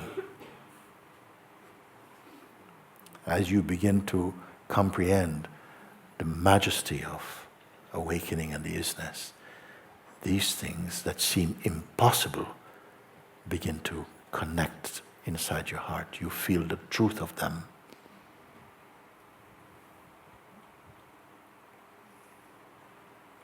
So we are coming, as I said, today is formally the last satsang for the moment, Sunday satsang. And it was my wish that it would be a satsang of the stature that it is today. That I could speak to you from the is-ness, as the is-ness, to the is-ness. Okay? Good. Thank you. Because what would it be if I speak to you person to person about personhood? Where have we come? This is our everyday experience. But now that you are recognizing but the field of the is-ness, you cannot come to the end of the is-ness. You cannot come to the end of the is-ness. It means you cannot come to the end of you. But your person is starting and stopping every day. But what you are is unbroken reality as the is-ness. This is the invitation, you see. Have you accepted it, you see? Yes. Have you accepted what you have discovered, you see? Yes. Then honor it. This is a true self-respect, to honor that. Because forces will rise up to create doubt in the mind and say, oh yeah, it felt different when I was there, but now it's all this. It's just the mind coming in. It's always old news. For you now, what mind brings is like somebody giving you last week's newspapers to read. It's all old stuff. And in the freshness of the nowness of is, that which truly is, beyond belief.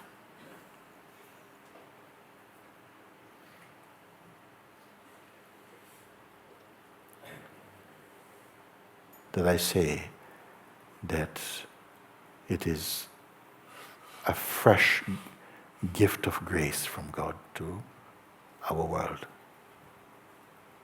That without strenuous striving, it came that an opportunity to look. And are you looking into otherness? The important question, are you looking into otherness? Is is-ness other than you? No. Again, not sure. You see.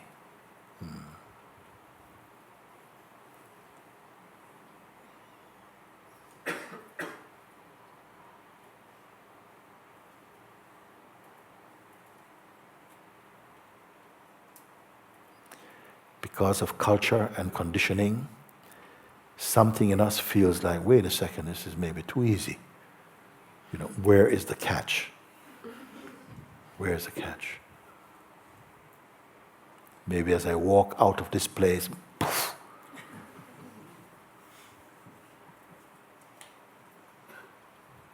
well, you're going to have to try and see.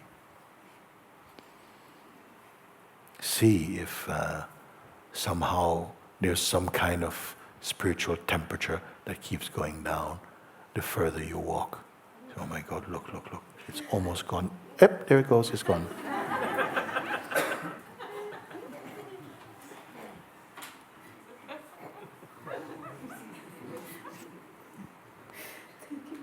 Thanks to you.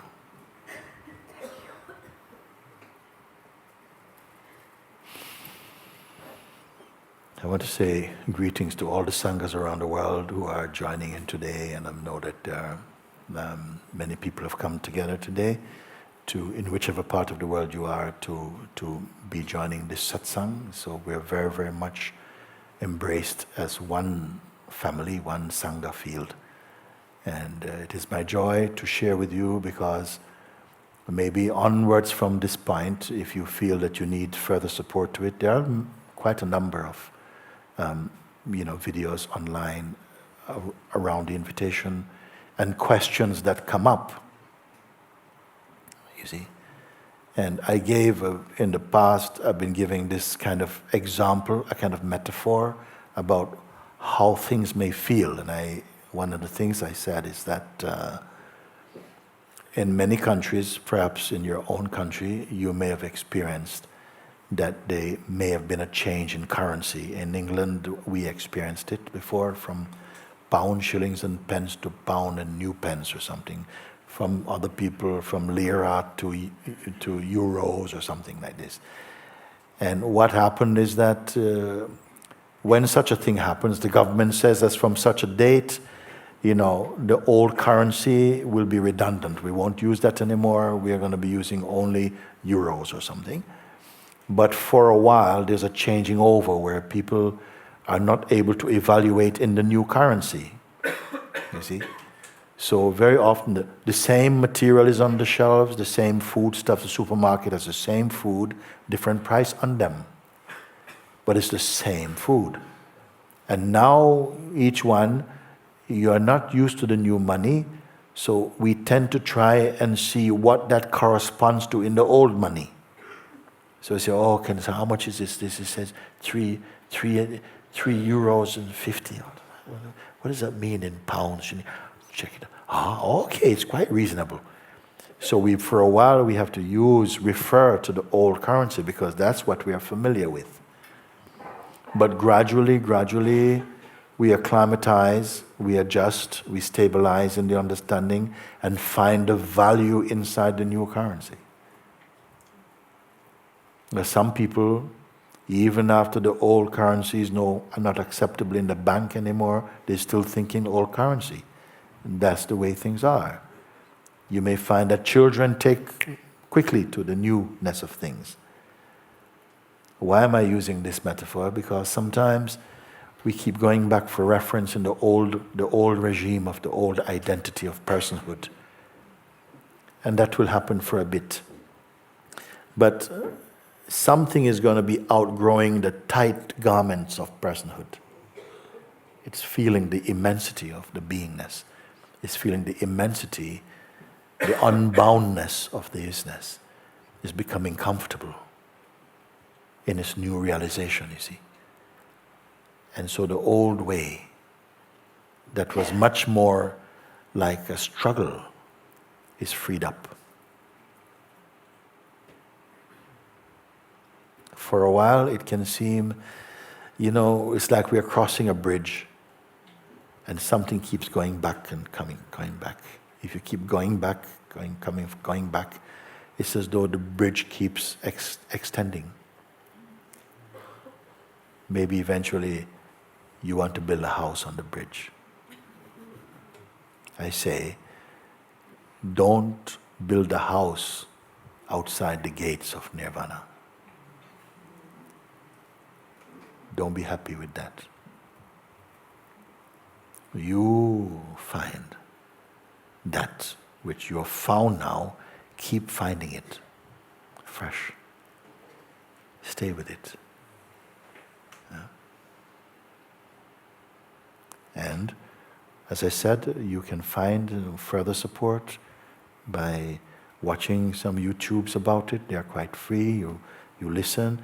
This satsang today will be online for a while that you can watch if you have not understood or you think, I didn't get that. You can watch it again. If you have that earnestness for self-discovery. Maybe if you don't, then you don't. It's fine. But if you do, you'll know where to go. And it will take care of your life. Trust it also. Trust it. Don't trust your mind so easy. It is not your friend. Not yet. When you have transcended its influence, then it can come back in as a servant, no more. Gradually you come to see mind and self are the same thing. Natural mind and self are the same thing. But when we are waking up out of the sleep of ignorance of the true nature, for a while we may feel a bit vulnerable, a little bit lost. Don't worry. Like Rumi say also,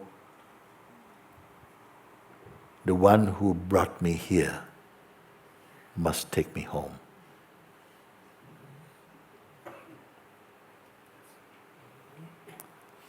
So, thank you.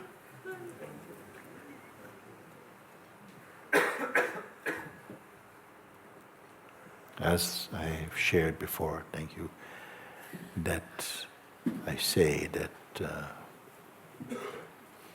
may each one who has inside their heart a longing for this freedom, who recognizes the limitations of egoic identity, and who has this longing inside the heart, or at least this openness inside the heart for freedom, may they come to the full awakening, to the full realization of the self in the heart, and be timelessly free and happy. And very good. And may their light shine beautifully in this world. And may all who meet you on the way of life be touched, be inspired by your openness, your wisdom, your silence, your peace, your joy. May they be so impressed, so touched by your presence that they are compelled to search within themselves to discover the light that they see evidence in you, and so find peace and joy for themselves also. May truth become contagious again. They say that this is the age, Kali Yuga, is a difficult age. But in this so-called difficult age, the grace of God has also produced a great opening, a great door, so that wherever you may find yourself, right there is the door to your inmost being. So we have so much to now be grateful for in our life than merely to sit and complain about. Be free from judgments towards other beings or other ways of praising God. And be open and continue to blossom and bloom in your new discovery, so that you find your own timelessness. Greater than this, I don't know. Greater than this, that human beings can again discover something tangibly intangible. To feel it beyond feeling. To recognize it beyond form. To know it beyond otherness. To be it beyond duality. I don't know another easier way for the moment. So, all glory to the Supreme Being. Hallelujah. Hallelujah, hallelujah. Thank you, thank you, thank you. So, can we have some who is playing today? After we have a bit of music, which I would love to invite you to enjoy also. And then we will have a short break of maybe 15 minutes or so, where you are invited to take some chai and whatever else that's been prepared for you. Those of you who have to leave now, farewell, God's blessing, full peace. May you find a rest that you have been searching for. And for those of you who would like to still be here, we take another short time to look through some of the letters that come. There's always something very nice or strong about them. It's a time that I have to look through some of the letters that come here, and we read together and so on. Some enjoy this time also. You're welcome to come back after tea, 15 minutes or so, and we can continue having fun.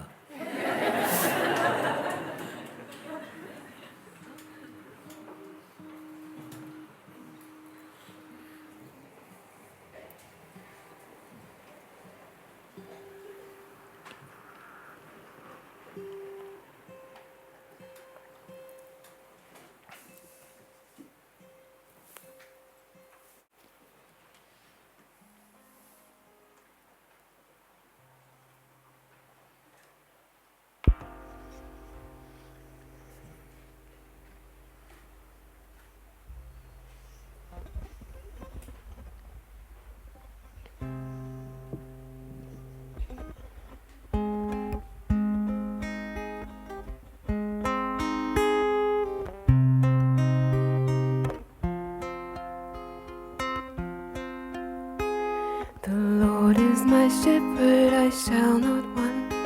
He makes me lie down in green pastures. He leads me beside quiet waters. He restores my soul. He leads me along the right paths for His name's sake. The Lord is my shepherd, I shall not want. He makes me lie down in green pastures. He leads me beside quiet waters. He restores my soul. He leads me along the right paths for His name's sake. Even though I walk through the valley of the shadow of death, I will fear no evil, no evil. Even though I walk through the valley of the shadow of death, I will fear no evil, no evil. For You are with me. For Lord, You are with me. The Lord is my shepherd, I shall not want. He makes me lie down in green pastures. He leads me beside quiet waters. He restores my soul. He leads me along the right paths for His name's sake. Even though I walk through the valley of the shadow of death, I will fear no evil, no evil. For You are with me.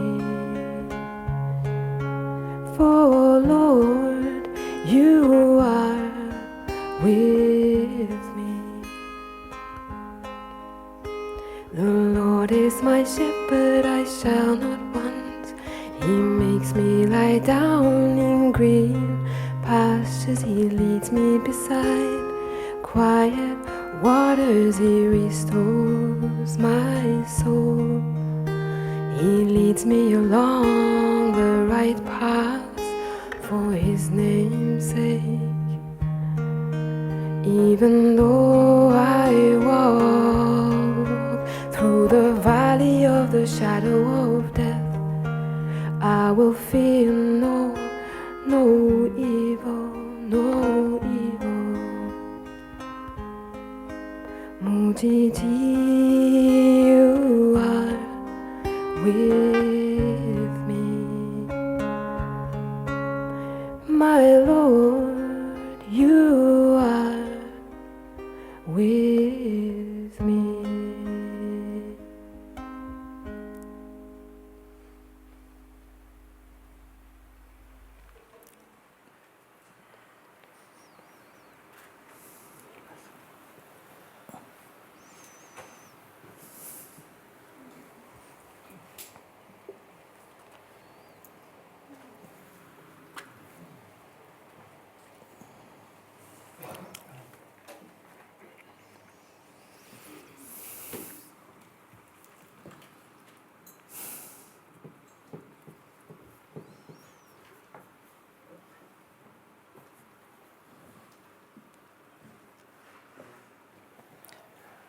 Thank you. Yeah, thanks to you. Thank you.